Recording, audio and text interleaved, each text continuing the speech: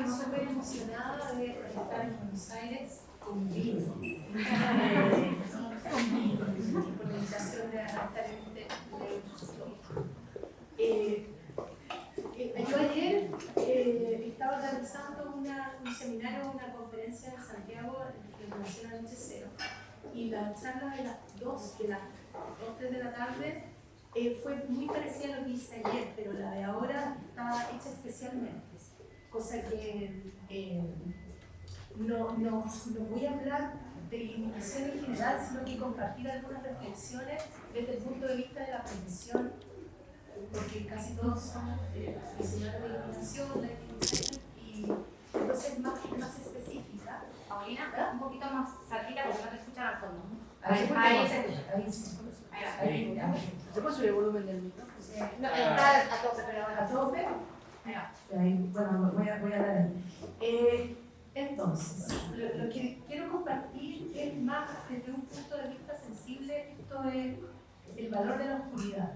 Y lo que les comentaba antes, en el fondo, una de las cosas interesantes de trabajar con luz, que cuando trabajamos con mucha luz entendemos también el valor de la sombra, de la oscuridad, y como la música al silencio. Entonces, si uno es experto, me imagino un músico, debe apreciar mucho el silencio. Si uno tiene un parlante, no lo pone a todo volumen todo el tiempo, sino que es justo y necesario, y entender la luz como música, o como una buena conversación, y no los gritos de sol y iluminación. Desde este punto de vista un poco más sensible, yo quiero compartir estas 4 experiencias de profesión en relación al valor de la sombra, de los niveles de la noche, no necesariamente de la oscuridad, sino que de lo justo y necesario. Entonces, primero quiero compartirles algo que tiene que ver con el activismo. El activismo, que es Noche Cero, que es hacer entender al resto lo importante que es incorporar a nosotros los profesionales de iluminación en el diseño de exteriores.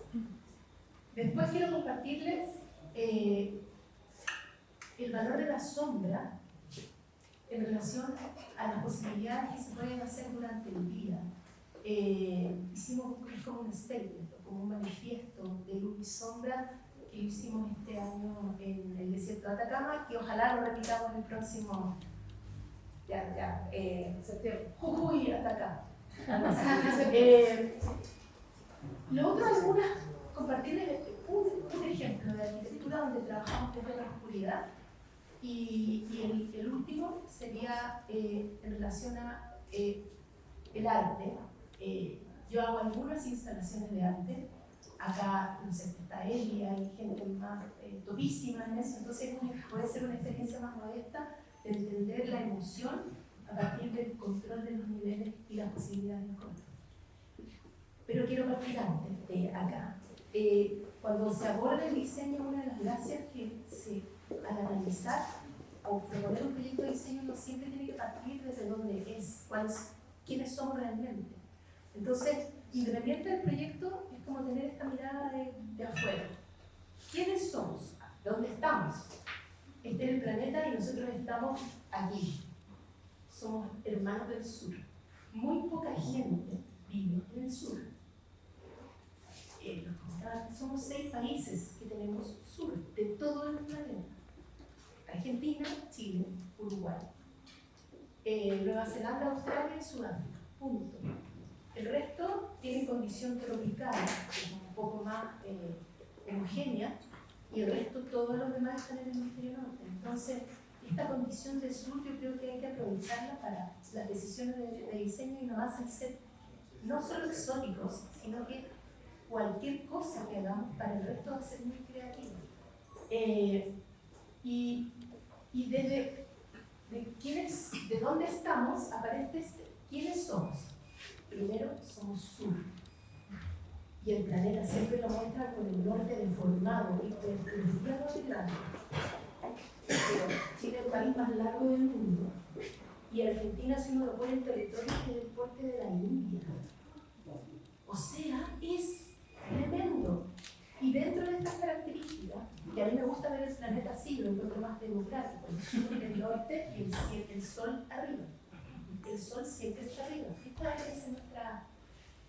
En relación a la oscuridad y la noche, desde el sur, nosotros tenemos más estrellas que ver, otro paisaje nocturno, el privilegio de ver el centro de la Vía Láctea reventado de estrellas, mientras en el norte las constelaciones son los puntitos que unen las estrellas para formar Capricornio, Leo, lo que sea. Nosotros tenemos el centro de la Vía Láctea y las cosmovisiones ancestrales, andinas que compartíamos acá, por ejemplo, todo el Coñasuyo, que sería y la del sur. Por ejemplo, las constelaciones son los espacios negros entre tantas estrellas. Es totalmente distinto. Nosotros de noche podemos caminar sin encender la luz. Cosa que hice, de hecho, el lunes. Ahora este lunes, una noche sin luna, trabajamos, o sea, hicimos un paseo y se ve. Entonces, Chile siempre ¿cómo se llama? Nos hacen bromas de los argentinos que no son pasillos, en verdad.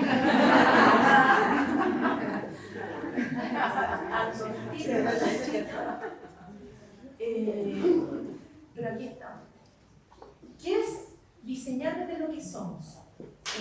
Primero, extremos.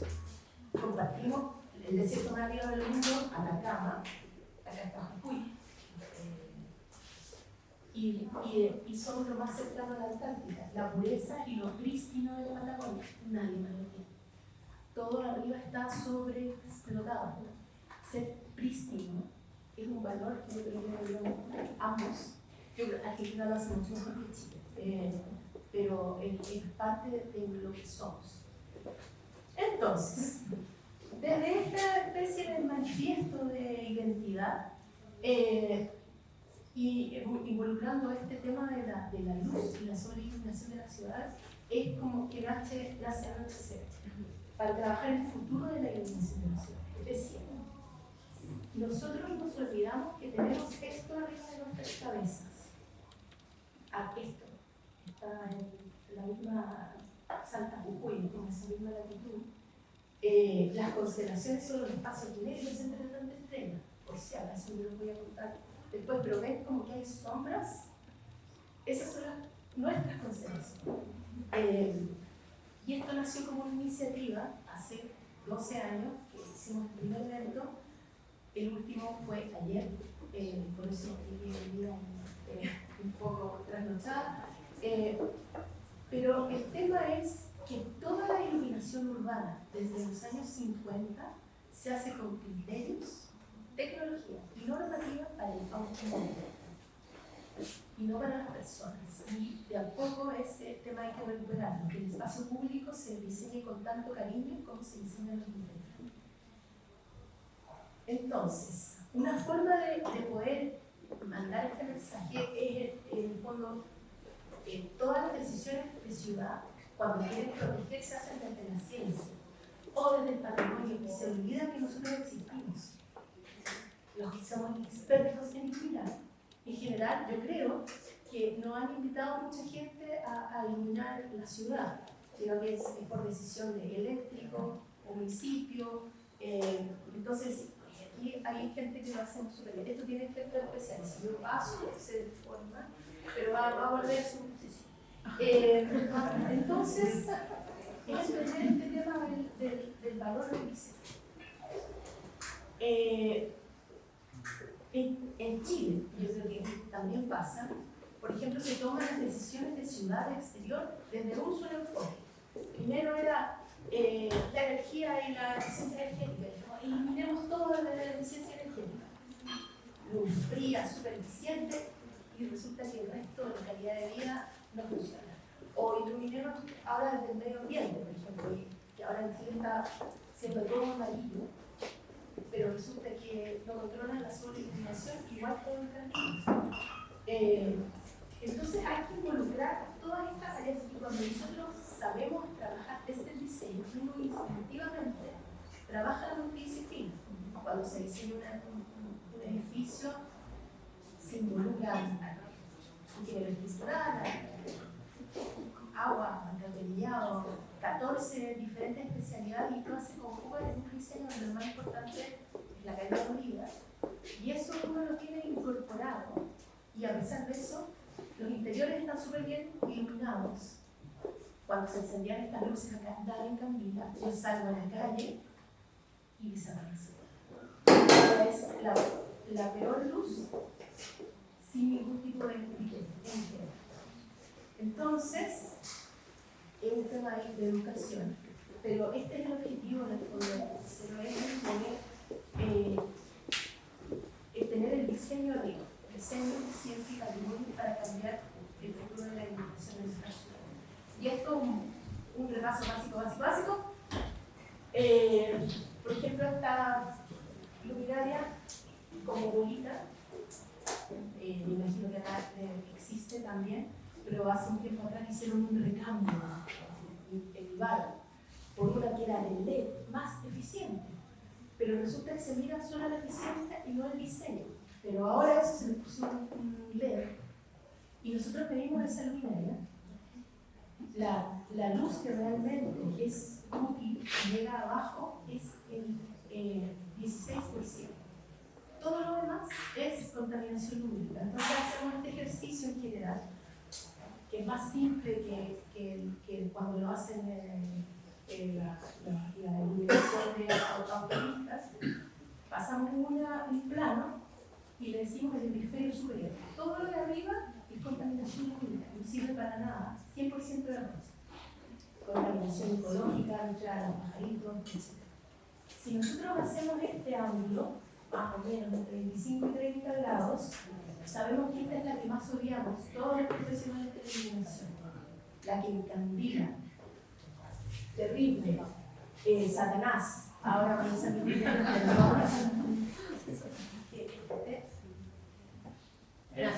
es el mejor regalo que gracias, creo. Esto es poco, en teoría, es una intermedia. Pero uno puede odiar la luz si encandila. Esta es la peor luz, ¿o no? Sí. Es más, un 1. Y gracias. Eso es esto, que hay que evitarlo, pero casi todas las luminarias del exterior dicen, no iluminamos nada hacia arriba, pero encandila. Y la útil, acá en este caso, es el 14%. Entonces es lo mismo hacer. La eficiencia de la luminaria si en el espacio es ineficiente. Entonces, esta es la peor. La luz invasiva, me encandilo, por lo tanto, súper insegura, 100% de coche, más. La otra básica es este tema.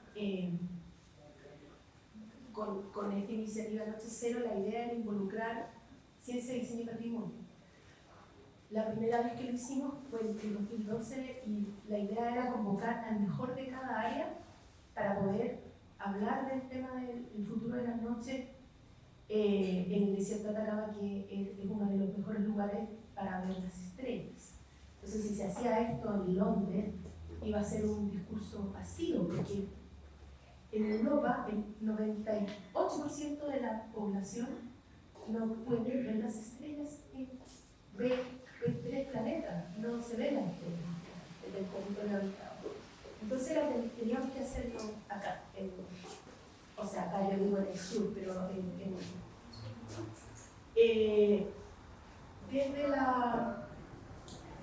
desde ahí comenzó esta especie de activismo, donde tuvo obviamente más impacto fuera de Chile que en Chile, pero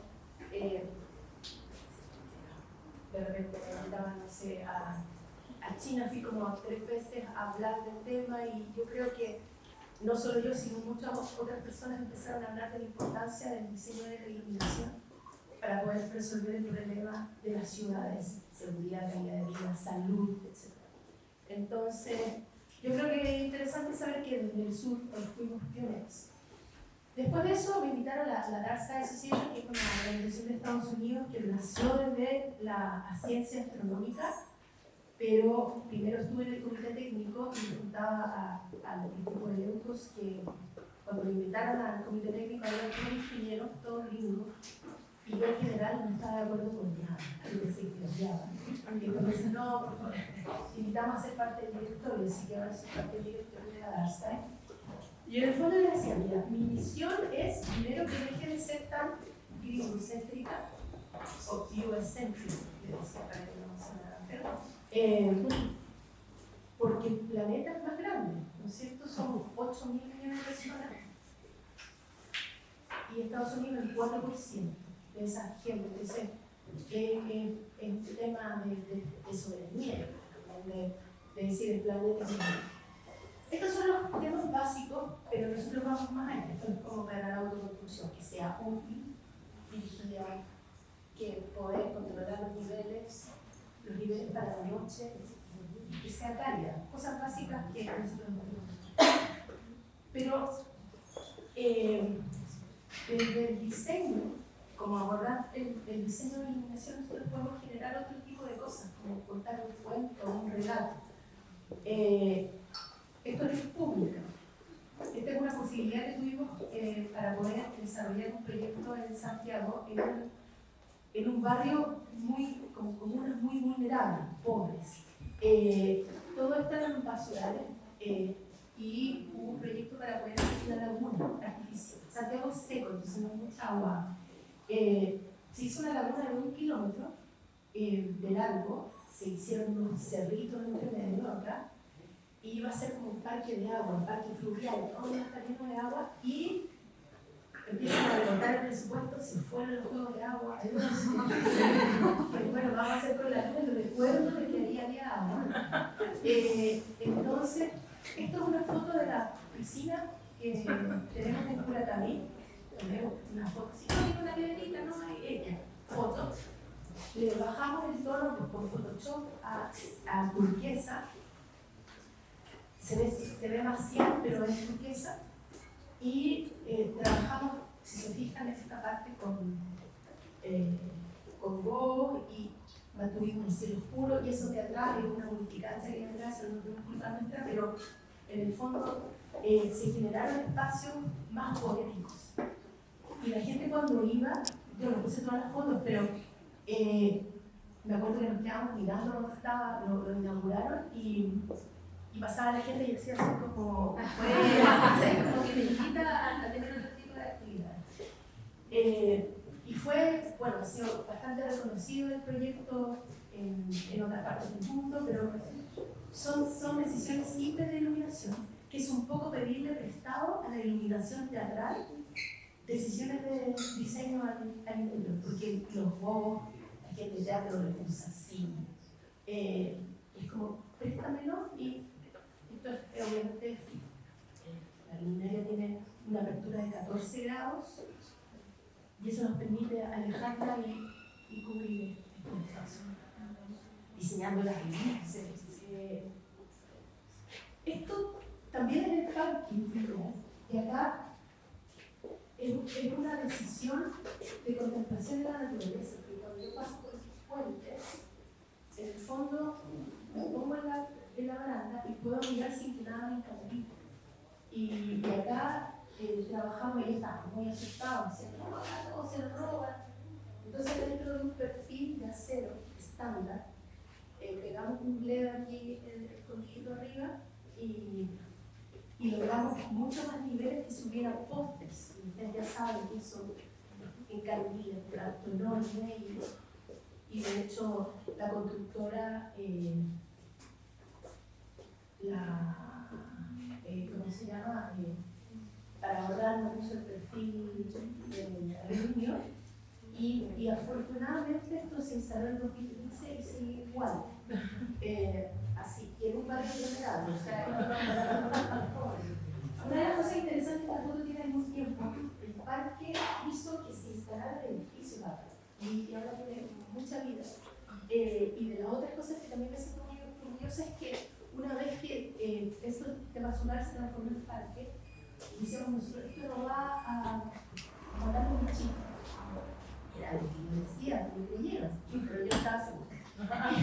Y después cuando pasamos, claro, empezaba el atardecer y se llenaba de como una nube de mosquitos, y eso es de bichitos chicos eso trae pájaros, trae vida y realmente funciona.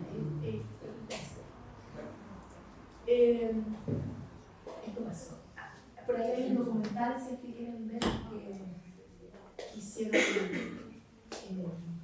que me hicieron en Chile el tema de la inversión y pasamos por aquí. Está bonito ese documental. Después, como otro, nos vamos al otro lado de Santiago. En el anterior estaba entre Conchalí, Recoleta, Quinta Normal, que si conoces son barrios pobres y peligrosos, y decían, no, las mineras serán malas, porque todos son malos. Y no, es como, yo creo que los espacios hermosos hacen que la gente se comporte diferente. Este es un proyecto en Itacura, lo más cheto,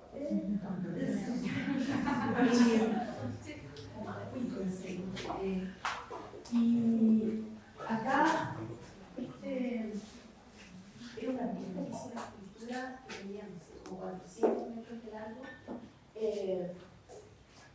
en el fondo está en un cuarto subterráneo. Era el tema era cómo trabajar la luz teniendo luz natural acá, pero esto de día o de noche iba a ser oscurísimo, pero sin tener que competir con haciéndose sentir que de día tengo unos niveles y de noche otros niveles. Bueno, ha sido muy ¿cómo se llama? Aprobado como las decisiones de iluminación, pero dentro de eso era como estar un poco reventada, era hacer que todo fuera con niveles entonces no pusimos nada de arriba. Esta era línea de todos los peldaños, todo lo demás está como en el fondo muy controlado y tiene que ver con decisiones. Al final esto es espacio. Esto ya es como también la posibilidad de generar un lugar en una zona de Santiago que es Ñuñoa, que es como clase media emergente, que bueno, se queda súper dividido, pero dijimos, una de las cosas interesantes de poder aplicar los mismos criterios del interior al exterior es que los interiores, o sea, cuando hay interiores uno trata de darle textura, zonas con acento, otras no. Y en los exteriores siempre se tiende el concepto de iluminar para el auto, porque el auto le gusta la homogeneidad. Y a nosotros no nos gusta la homogeneidad. El automóvil necesita tener todos iluminados parejos como un día nublado, donde si yo voy a 100 km/h, yo sé que en 2 segundos, es decir, como a 300 metros más, tenga todo claro, sin textura. En cambio, si miramos para las personas, la experiencia más bonita de caminar en el exterior es cuando uno está caminando bajo la sombra de un árbol, donde hay textura. Entonces, es algo que ahí vamos a ver que tratamos de replicar con luminarias hechas por nosotros o otras que lo pueden lograr. Y esto, a veces no, pero esto no puede ser porque no tiene uniformidad. Y era como. Y hacemos trampa, cuando lo presentamos a la municipalidad está todo uniforme y después.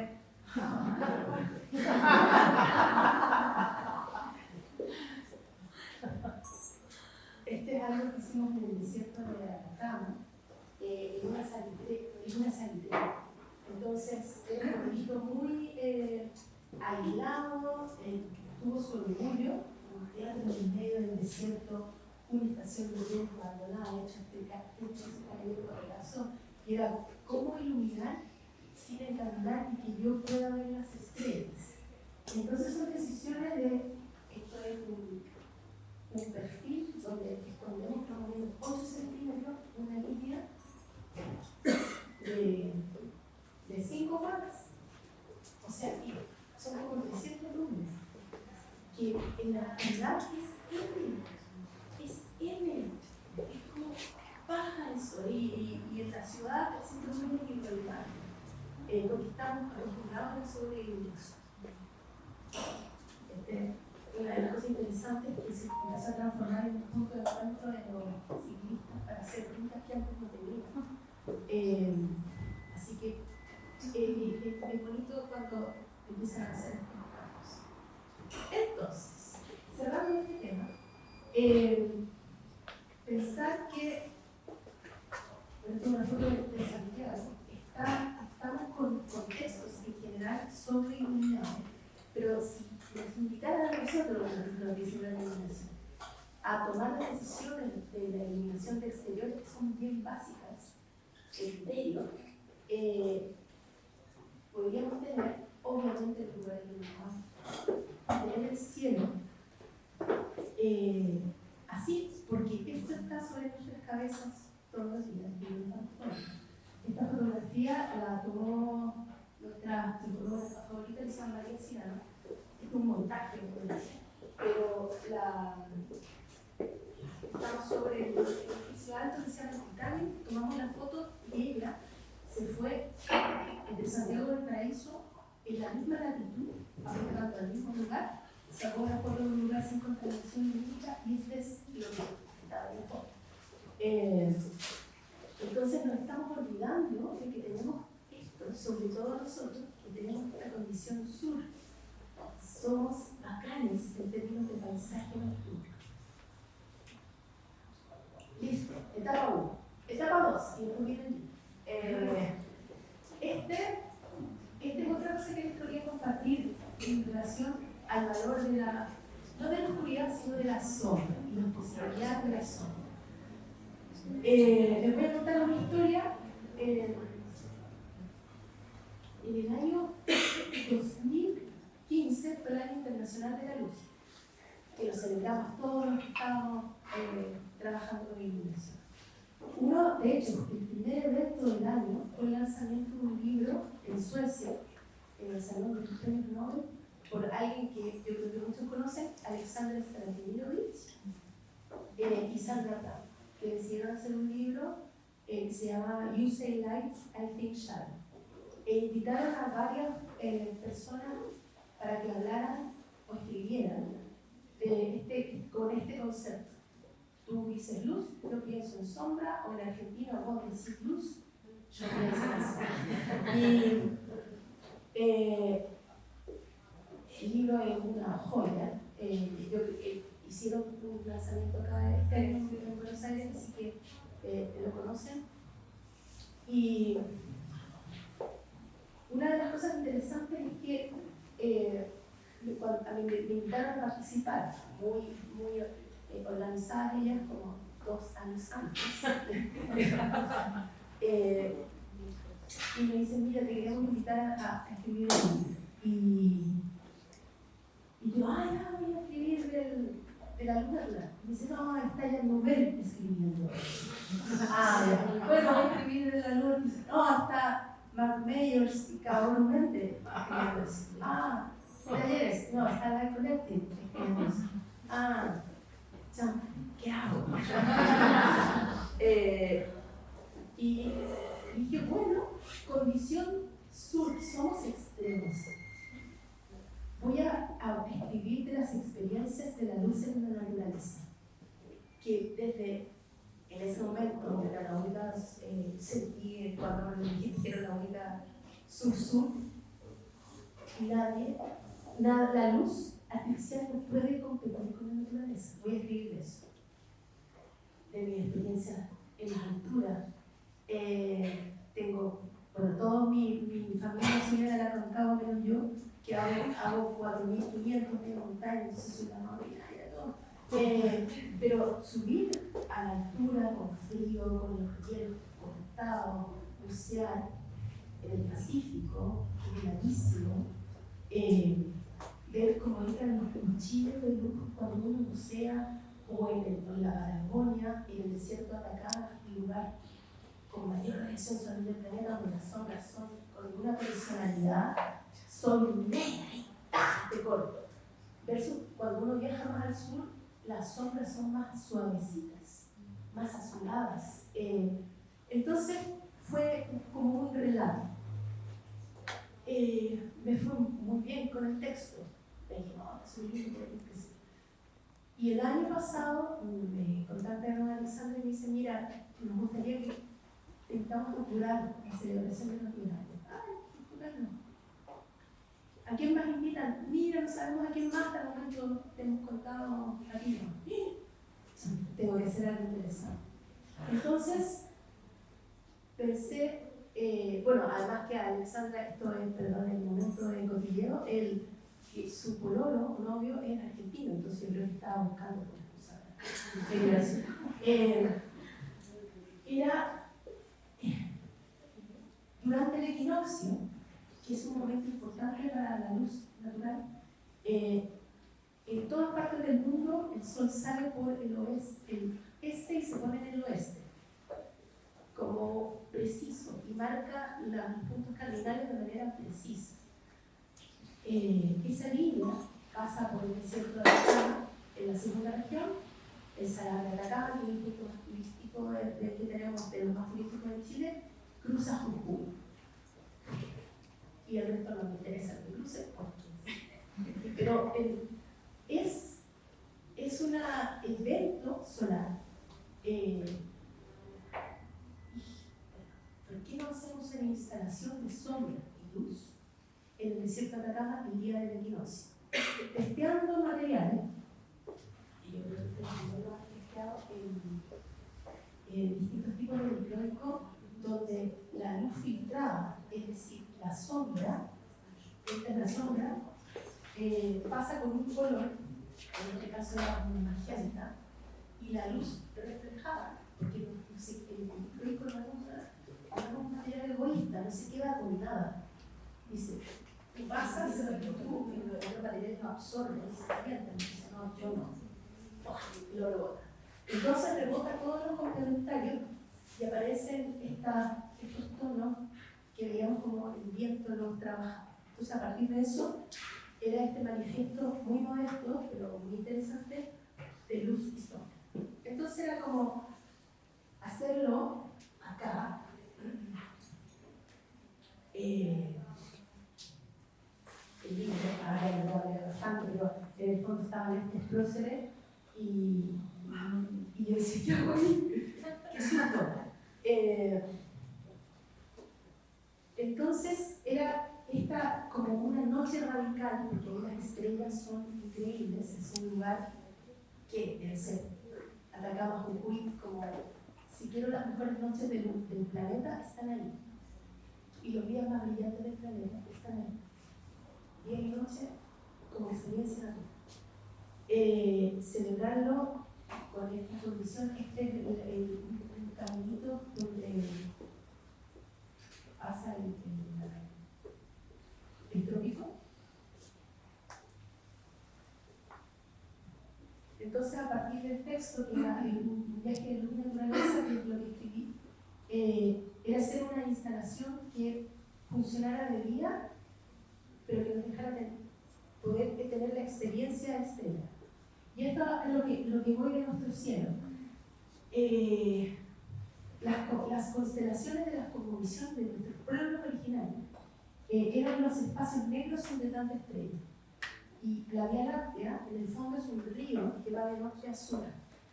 Y si se fijan, los espacios negros son, uno trata de buscar figurita, es una llama, alias la yacana, su llamito que está tomando leche, alias el chulengo, la serpiente, una perdiz, y aquí hay como uno, se supone un pastor y uno empieza a encontrar personajes. Esas son nuestras constelaciones. Es tremendo si tienen la oportunidad de verla. Entonces, hacerlo en el trópico teniendo este espectáculo de noche y esto de día. Una de las cosas que hicimos es que como un manifiesto trazamos de noche. Los incas trazaban de noche. Es decir, el trazado de arquitectura y el urbano se hacía de noche. Porque la noche me da tanta información que yo puedo saber exactamente dónde está el sur preciso. Y si yo sé dónde está el sur preciso, trazo una línea y puedo trazar infinitas paralelas, tan largas como yo quiera, un kilómetro si quiero, porque sé dónde está el sur astronómico. Acá está la Cruz del Sur, por la que hay muchas estrellas, pero no está ahí. Si yo detecto la Cruz del Sur, que esto lo podemos hacer en cualquier lugar, nosotros, ¿no? En el sur, proyecto 4 veces. 1, 2, 3, 4, bajo, 4 y medio arriba, bajo, y ahí está el sol astronómico. Entonces fuimos de noche, sin luna, a trazar como lo había hecho, no sé, nuestros ancestros, sin ningún tipo de tecnología, ni confiando en el celular, nada. No se prende, era todo así. Después de un rato nos ve, con tanta estrella, se ve. Podemos caminar, podemos reconocer, claro, es estupendo, pero se ve. Entonces, en una pita hecha de materiales vegetales que había por ahí, amarramos una piedra, buscamos un sur astronómico y trazamos. Y después con ese trazado hicimos la instalación que está. Y el otro tema era, después del espectáculo que pensábamos que iba a suceder de día, donde el sol iba a ser nuestra luminaria. Es decir, yo tengo una instalación acá precisa, el sol sale, y voy a hacer que el greco, depende del ángulo, yo creo que ustedes lo han experimentado, va cambiando de color, y por lo tanto los reflejos también van cambiando de color.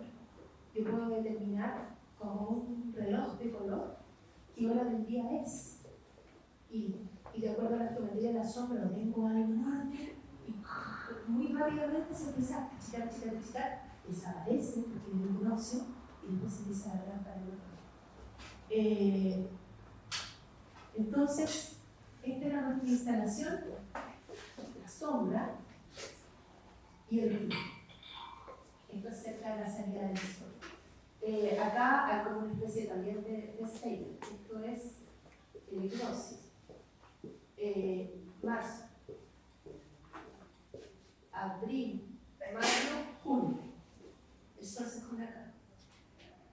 Julio, agosto, septiembre. Octubre, noviembre, diciembre. El sol sale en mayo. Enero, febrero, marzo. Entonces, cuando amaneció, una de las cosas interesantes es que la sombra en el cerrar de la cama llegaba acá y muy rápidamente la sombra empezaba a avanzar. Llega el primer rayo del sol y esto se proyecta y baja por la luna, muy lindo. Y después el atardecer fue más dramático en términos de viento, se nos soltaron las piolas, aquí está que se empezaron a doblar las piezas de acero, entre así, no, se van a salvar, y la fotógrafa miraba y sacó el foto. Pero son como experiencias de luz y naturaleza.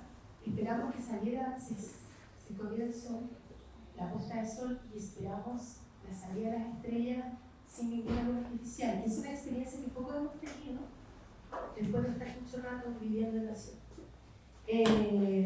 Bueno, pasa cosas en el mundo. Eso. Y en el fondo estas como experiencias de un viaje de sombra, luz y naturaleza. Podríamos hacer. Este año, no, el año pasado, nos juntamos en Buenos Aires con Alexander Stepanovich y Reiko Kasai, que es japonesa y también la empresaria bien conocida, para poder ir acá a Salta y hacer digamos, a Cachi y después al Museo de Cultural, que estaba desafortunadamente sin luz, pero la cultura fue muy increíble. Era como el cielo, es muy parecido que la veo con mi teléfono, sí. Es espectacular la experiencia. Y desde ese valor de la noche quisiera ahora saltar como ese manifiesto a trabajar desde la oscuridad en esta experiencia. Y así se trabajó todo, exceptuando en los momentos donde los como hitos de iluminación estaban acá, cuando llegan los protagonistas, que es la comida y platos tremendos que tienen, o estos cócteles especiales, para poder lucirlo. Obviamente con un CRI 95 R9 97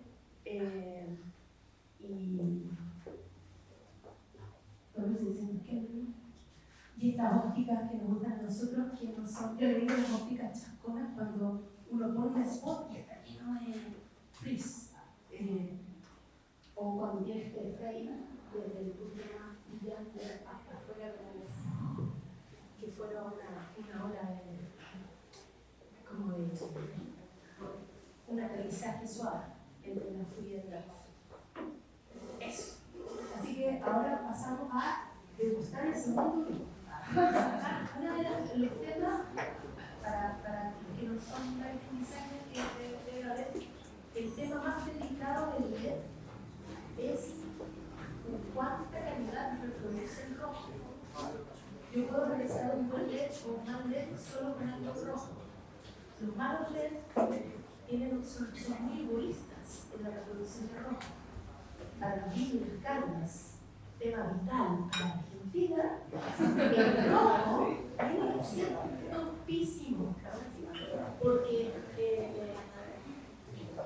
bueno, ahí se ve que son un poco pero el R9, que sería el 10, es un sistema de evaluación de la luz que se inventó cuando no existía nada digital. Entonces yo lo voy a explicar de manera muy así simple. Yo tengo un papel industrial, un papel de... Al principio eran 6. Para comparar con incandescente versus fluorescente, estamos hablando de 2040.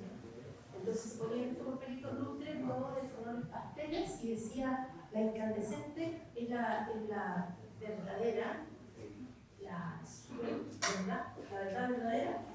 Entonces, ¿qué tan diferente es conceptualmente la incandescente versus esta otra? Y ahí se hizo el filtro conceptual. Y después dijeron, oye, no, pero agreguémosle un par de papeles lustres más. Y ahí se agregó el R9, que es el más parecido al rojo, que es un rojo pastelado, y es el que nos puede decir, indicar qué tan buena es la reproducción de rojo. Y eso ahora es vital para el LED. La calidad del LED depende del filtro, porque es un chispa azul por el filtro fosfórico. Entonces, para lograr este rojo, no es así nomás, pues hay que súper especificar. El grupo tiene trabajo un sobre 90, pero el R9, estoy hablando de un mandarín, pero significa el papelito lustre cerca del rojo cuando comparo papelitos lustres de rojo. Entonces, cuando ustedes quieran hacer algo para el vino o para la carne, fíjense en el R9. Si el R9 es menor de 90, a la bodega. Porque es vital. Imagínense el corazón de la buena carga, ¿no? Yo con el medio punto, el rojo preciso en el corte de la carne tiene que ser el mejor para sacar vino. Yo me puedo equivocar en un par de años si tengo un mal rojo. Así que aquí aporte a la carrera. Ahora voy a un tema que da un poco de más sorprendente que mencionaste la emoción. Descubrimiento con el color. Una de las cosas que también sabemos sobre el flujo de tratamiento. En Santiago los atardeceres son vivos. Yo creo que de que hay una secuencia de colores de un atardecer cualquiera, donde uno puede ver que el sol se despide del día con una fiesta de color, lo llama a todos. Llama violeta, violeta, azul, ciano, sale verde, y pasamos al naranja, rojizo,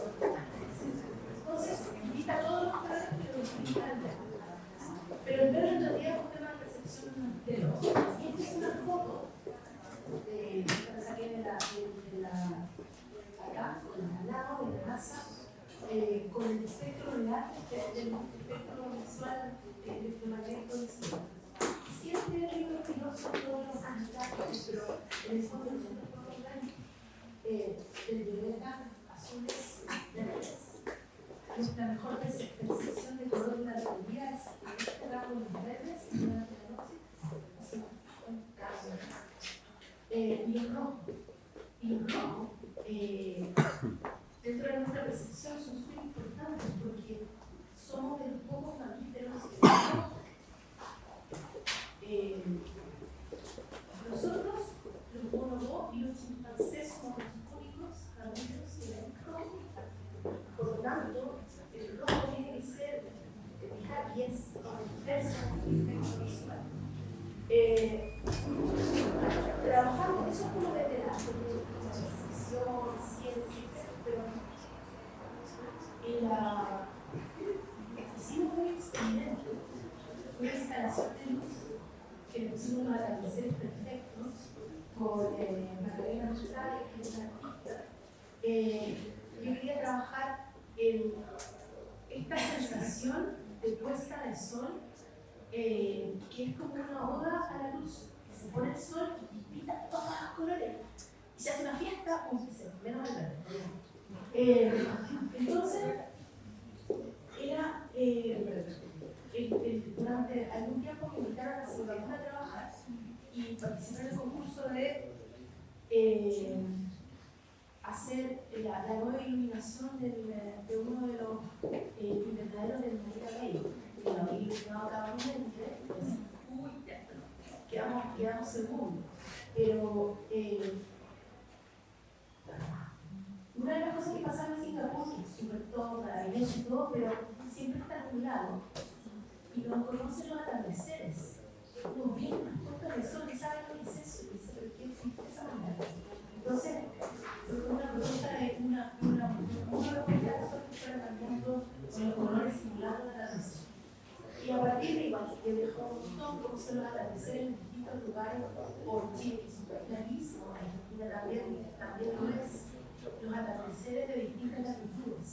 Los atardeceres de la Patagonia, los atardeceres son cruzados.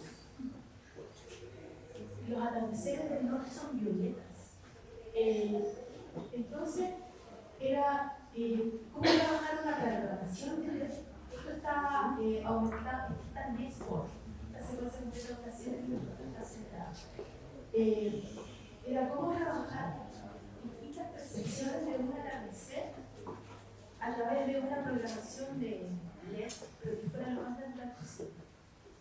Magdalena tuvo el acierto de hacer una curva, porque estaba trabajando con rectas. Y en general en la arquitectura yo siempre había programado secuencias de máximo 2 minutos. Porque hicimos un museo, el museo de historia natural, recién que los niñitos se llegan a ver que nunca estaban más de 2 minutos en una vitrina, se iban. 2 minutos. La hice de 7 minutos, pensé que nadie iba a soportar.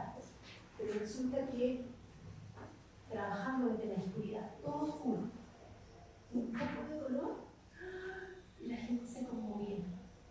Y yo me escondía atrás y escuchaba los comentarios. Había gente que llegaba y empezaba a inventar, no, acá se inspiraron, nada, porque era bonito cruzar. Y había gente que se quedaba hasta 40 minutos mirando algo que no es una pantalla, sino simplemente una secuencia de cambio de color. El desafío más grande fue iluminar con RGB sin pasar por el verde, porque el verde no existe en el cielo, desde nuestro punto de vista. ¿Cómo hacemos esa secuencia sin pasar por el verde? Fue muy... primera vez que estoy días probando secuencias de programación. Esta es una estructura que en total tenía 9 metros por 2,40 metros de alto. La idea era no percibir una profundidad. Entonces, esto es era así. Acá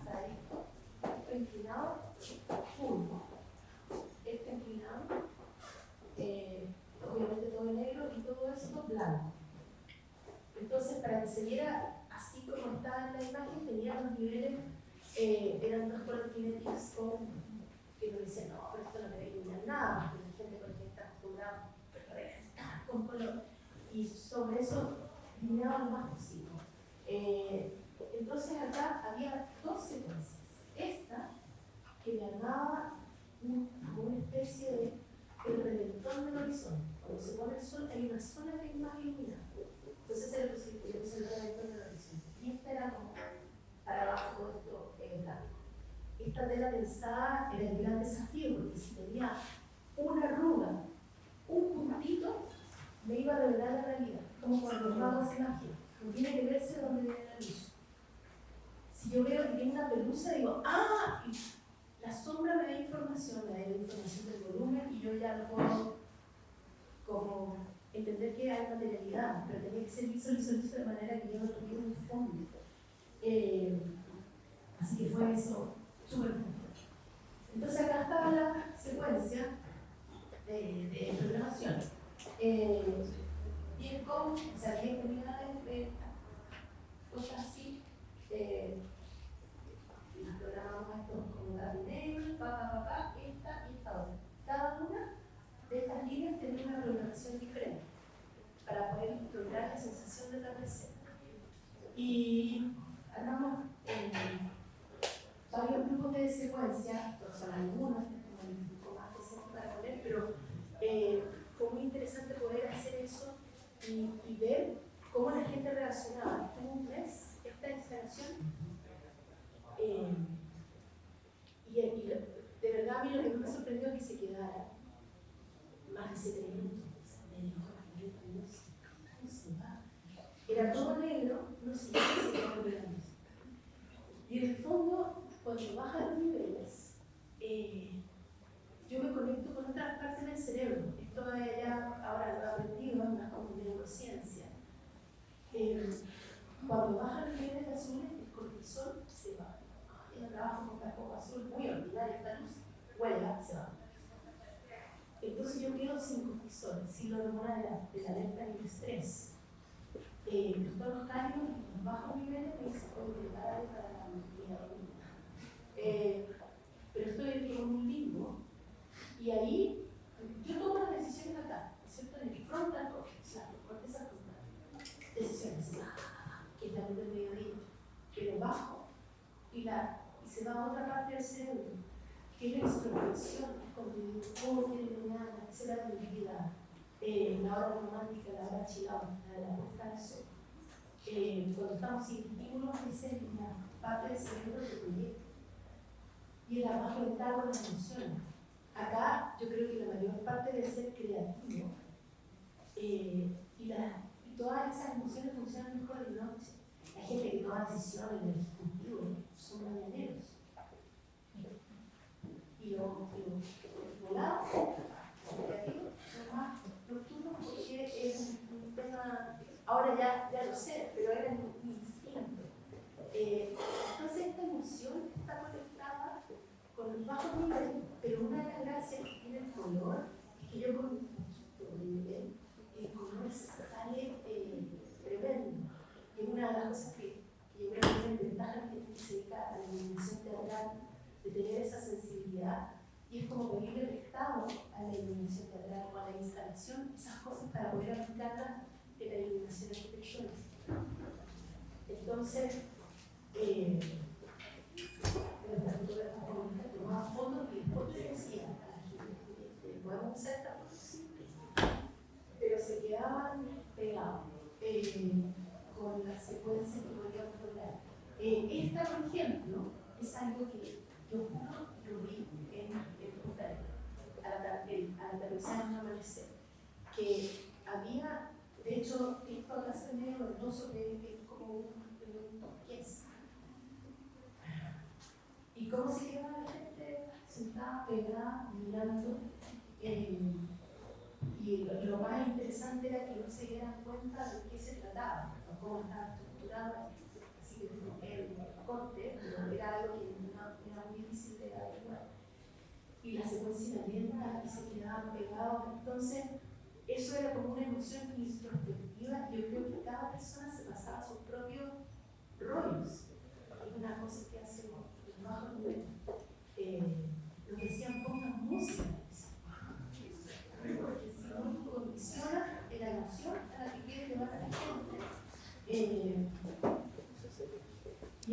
una secuencia. Medía, llegaba a estos tornos y empezaba a divisar que quedaba oscuro y ahí empezaba de nuevo como el día.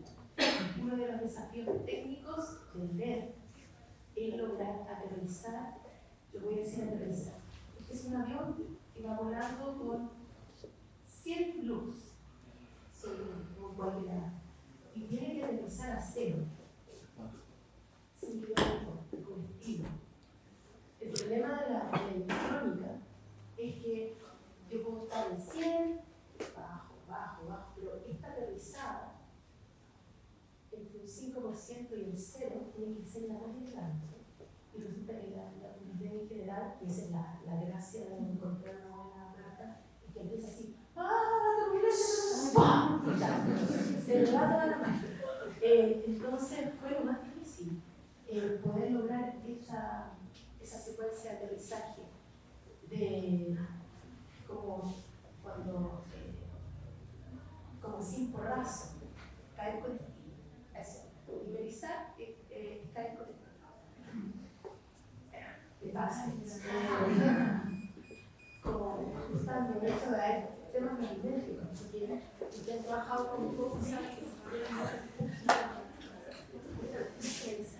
pasada, entonces un milímetro aquí, en la distancia es un metro.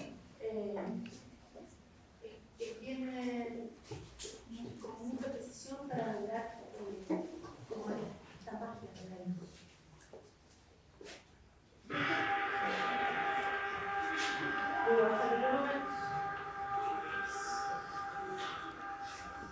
Este es uno de los experimentos que he hecho con Cerrito. Como de rara. Acá, una coreógrafa muy experimental que se llama Natalia González, invitó a trabajar se implicó eso en un experimento donde la luz fuera la protagonista. Entonces eran muchos bailarines, creo que 12,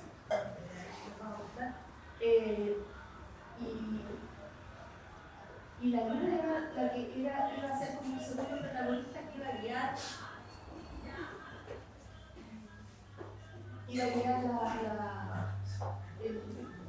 como el proceso.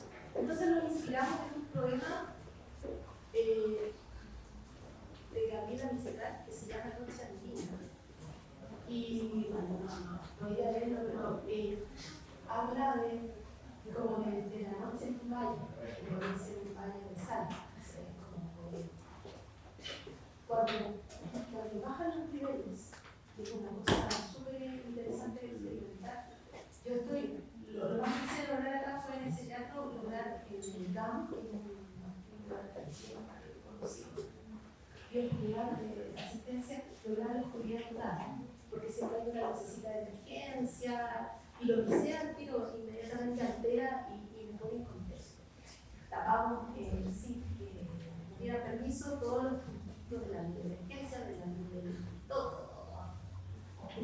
Por un rato, los acostumbran, y partían las personas como testigos y empezamos a subir un poquito el volumen de la luz, y parecía que se acercaban. Era un efecto súper bonito. Y después,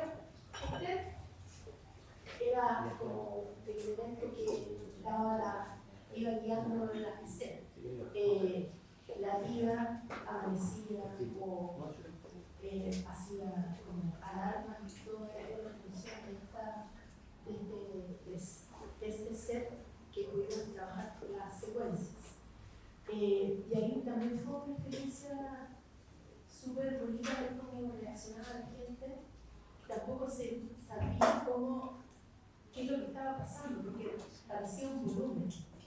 Y ese truco, que acá tienen en misión James Turrell lo sabe hacer, cómo hacer que el fondo quede adelante y es ocultando el borde. Si yo tengo información de la sombra del borde, inmediatamente yo lo pongo en contexto y digo, esto es una idea con sombra de borde, lo que está atrás. Pero si yo elimino eso, traigo el fondo adelante.